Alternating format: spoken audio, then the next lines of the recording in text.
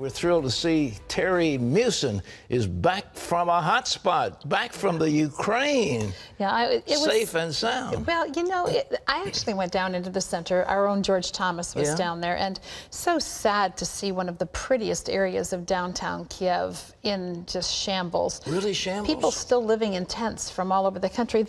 They were pulling up the stones out of the cobbled streets, and that was part of the weaponry that they had, and wooden shields and, you know, a makeshift hospital set on fire. What did they say? Did you go in and talk to them? What did the people say? Well, there's so much, you know, the media is a powerful thing, and there's so much untruth coming from Russia.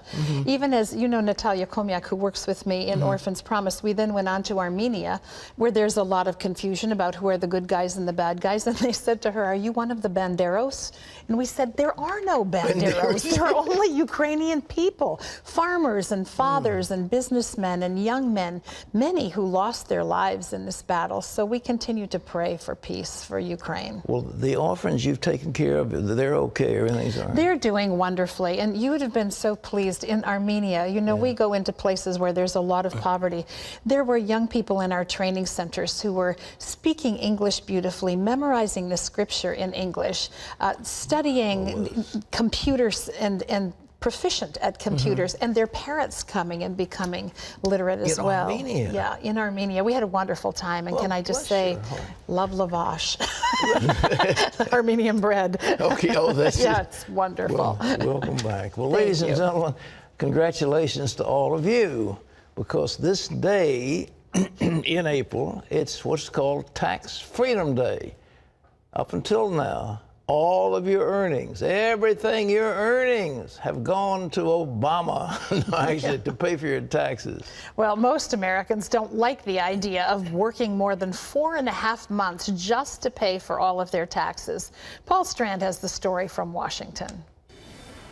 If you put off doing your taxes till the April 15th deadline, you may feel your tax nightmare ended last week. But for your pocketbook, it's still been going on as you continue to funnel money here to the Treasury Department and other parts of the government until this week. Economist Kyle Pomerlow of taxfoundation.org. This year, it's going to take Americans 111 days to pay their total tax bill for the year. So far, all your labor throughout 2014 has gone just to pay taxes until this April 21st Tax Freedom Day.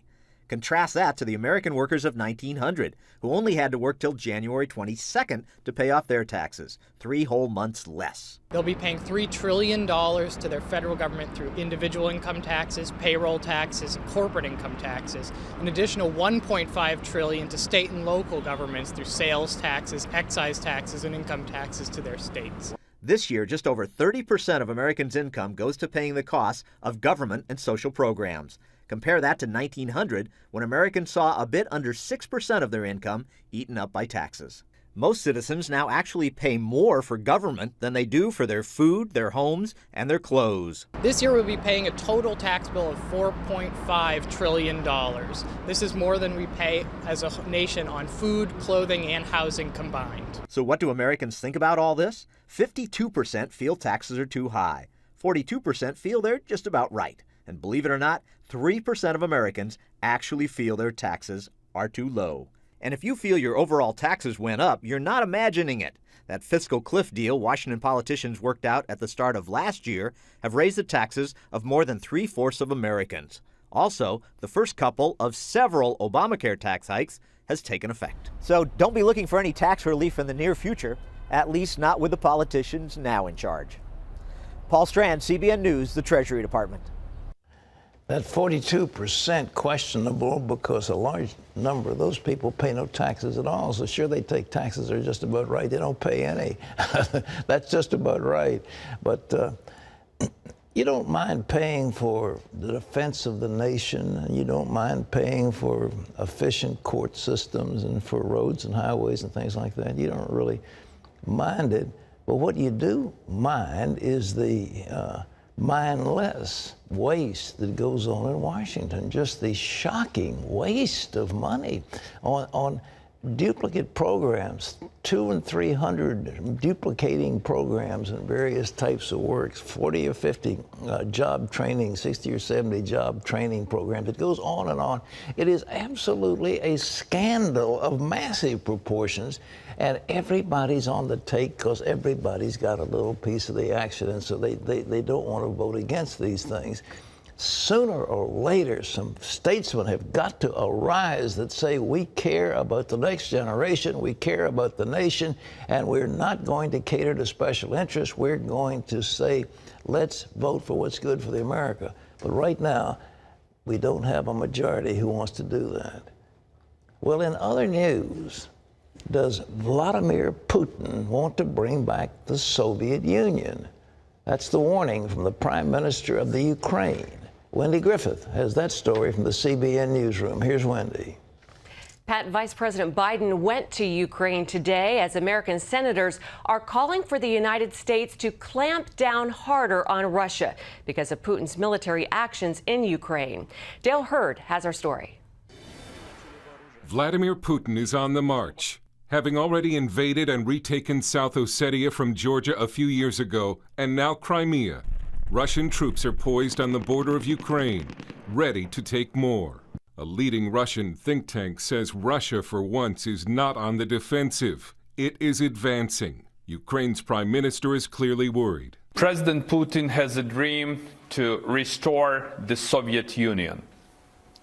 And every day he goes further and further. And God knows where is the final destination. But Vladimir Putin's military ambitions carry a steep cost for Russia. The nation's economy has already been hammered by a credit crunch and capital flight.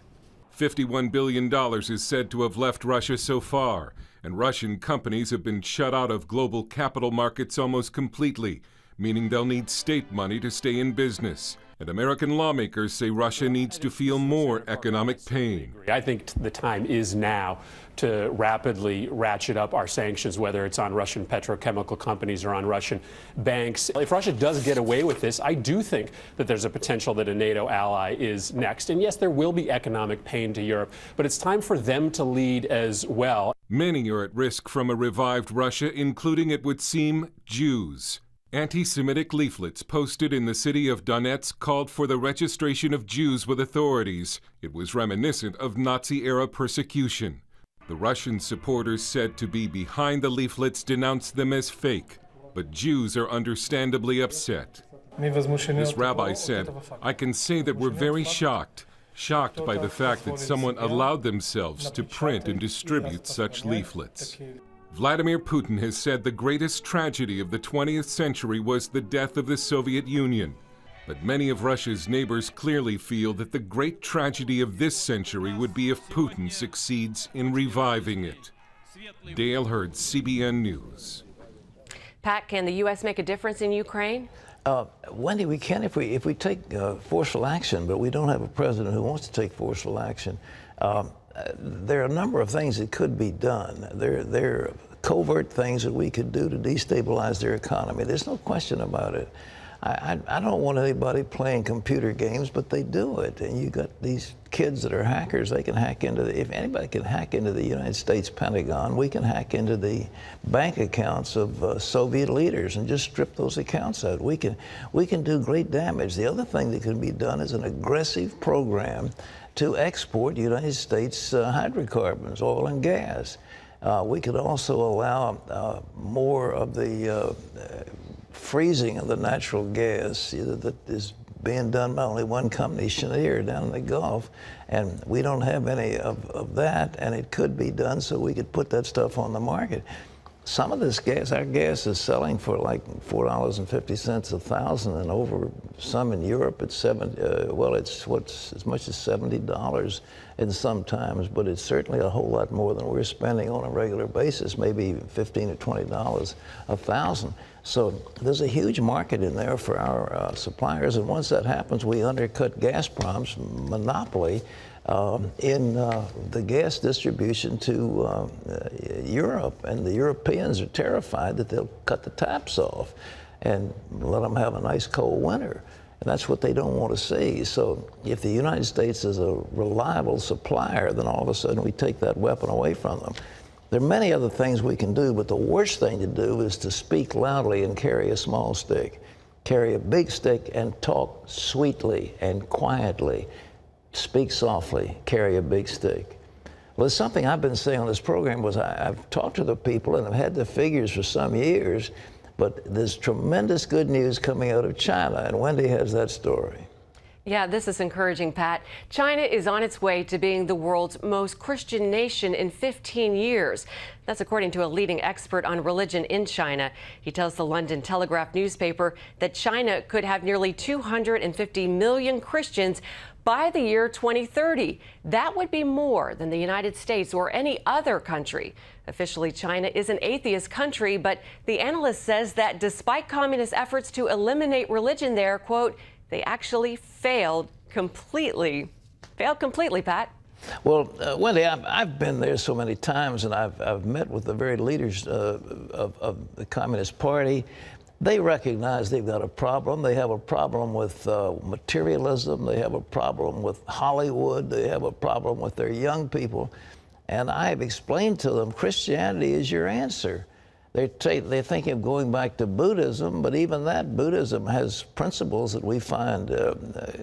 Confucius said Li was the great virtue. Well, if you look through, you say that would translate into love here in Christian context. I'm pleased to report, Wendy, by the way, that CBN has been asked by the Russians, by the Chinese, to teach house church pastors. So we're having an influence. But I tell you, if I've preached in one of those churches on Sunday morning, you can't imagine such an enthusiastic congregation. They're hungry for the Word and they love Jesus, and it puts us all to shame. It's just a thrill to see. The church was jam-packed, and it's happening all over China. And I don't think it'll be 50, 60, or 70 million. I think from the figures I see, it's well over 115 million Christians right now in China and growing quite rapidly. Wendy? Well, here at home, Arkansas Governor Mike Huckabee tells CBN News that if the Republican Party ignores social issues in upcoming national elections, then evangelical voters will simply stay at home. David Brody has more on Huckabee's straight talk. It's no secret that the evangelical vote in America is a key ingredient in deciding who becomes the Republican nominee for president. Polling bears that out. Yet the social issues that are near and dear to the hearts of evangelicals are under attack within Republican circles. A few years ago, it was Indiana Governor Mitch Daniels who wanted to declare a truce on the hot-button social issues. All I was saying was, we're going to need to unify all kinds of people. And we're going to need, freedom is going to need every friend it can get. That's the line by some within the GOP who say that the only way the Republican Party can get more votes and win elections is by staying away from controversial social issues. Mike Huckabee, who's thinking about running for president in 2016, tells CBN News what he thinks would happen with evangelicals and social conservatives if the party ditches those issues. It leaves them at home. They just don't go vote, which they didn't do very strongly in 2012.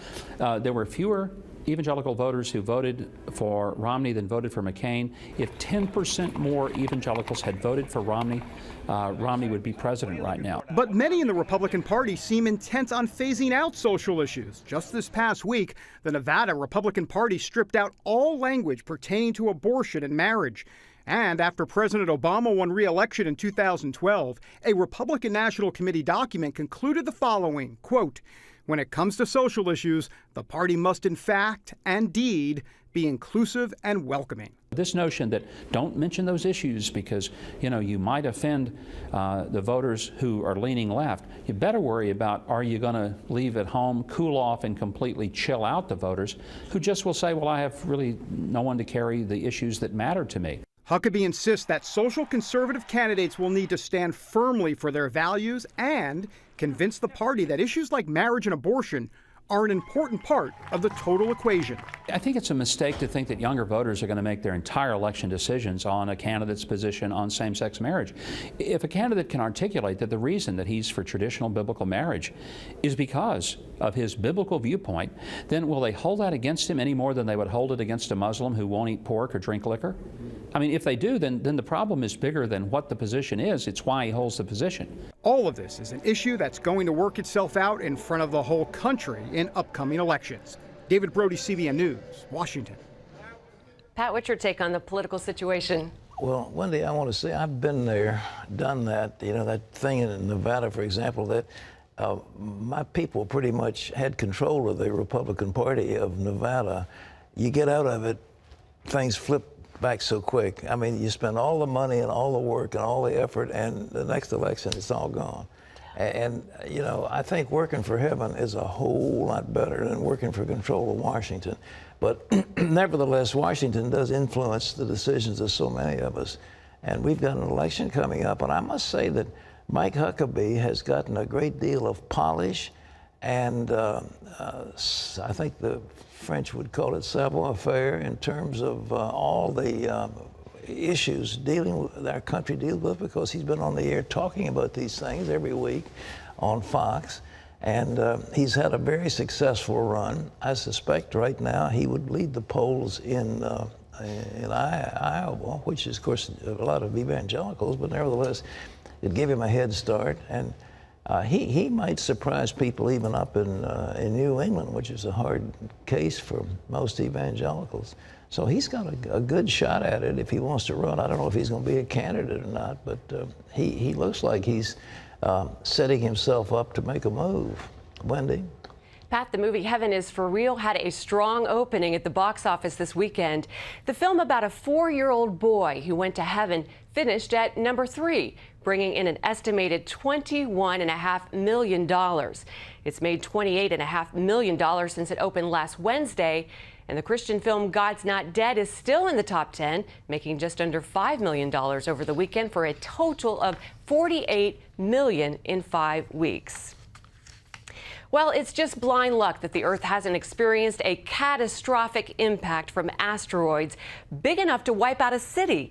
That's the warning from 3 former NASA astronauts. Universe Today reports they will present new evidence Tuesday that Earth has had far more asteroid impacts in the last decade than previously thought, 3 to 10 times as many. The evidence comes from a nuclear weapons test warning network. It found that there have been 26 huge explosions since 2001, all of which came from asteroid impacts, and none of them were detected ahead of time. The group supports a mission to find and track asteroids decades in advance to deflect them from hitting the Earth, which we all hope they will be successful at, Pat. Well, I wrote a book. It's called The End of the Age, and it deals with an asteroid hitting the Earth.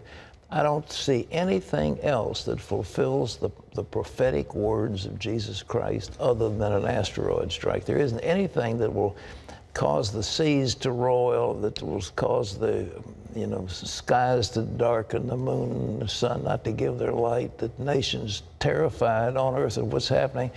There isn't anything that's going to do that. My asteroid was 1 kilometer. It was 0.6 of a mile, and that was enough to bring a worldwide collapse. If we had one that was a mile in diameter, and that's just a big old hunk of space rock. It isn't anything sophisticated. It's just a great big hunk of rock, and there are millions of them out in space surrounding. And mercifully, we've got a planet named Jupiter that pulls a lot of that stuff in that's bigger than we are, so it has a gravitational pull, but we're big enough to draw some of them in. And as somebody said, it's blind luck. Well, it's the mercy of the Lord. But if that mercy ever got lifted, if you read what Jesus said, get your Bible and read what Jesus said. He said, except those days would be shortened, there'll be nobody living on the face of the earth. That's what it says. That's what Jesus himself said. So, hey, just get ready, get right, and stay right with the Lord. It could be next week, or it could be 1,000 years from now, but nevertheless, we want to be ready at whatever time the Lord says, I'm wrapping it up and it's time to come home. The world's more than 1 billion Christians celebrated the resurrection of Jesus Christ Sunday. Pilgrims from all over the world visited the Garden Tomb in Jerusalem for the annual sunrise service. Some people believe the garden is where Jesus was buried and rose again from the grave. Rico Tice from All Souls Church in London delivered the message and challenged believers with the central question following that first Easter. And my question, therefore, is this: is your life on this foundation, the resurrection of Jesus Christ? Because that is what means I put my arms around loved ones again. That is what means I see Jesus Christ. That is what means I'm forgiven. That is what means I get a new resurrection body. That is what means that Jesus is alive. Is your faith here? Because this is the only sure foundation in the world. CBN live streamed the sunrise service, and if you'd like to see it, all you have to do is log on to cbnnews.com. Well, CBN premiered Superbook in theaters in Kiev, Ukraine earlier this month. More than 500 children and their parents attended the celebration.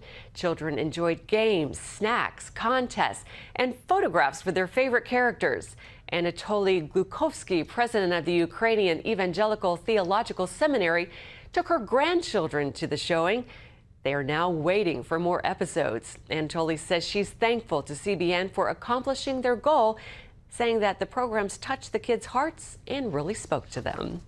Well, you can find out more about what CBN is doing around the world by logging on to cbn.com/international.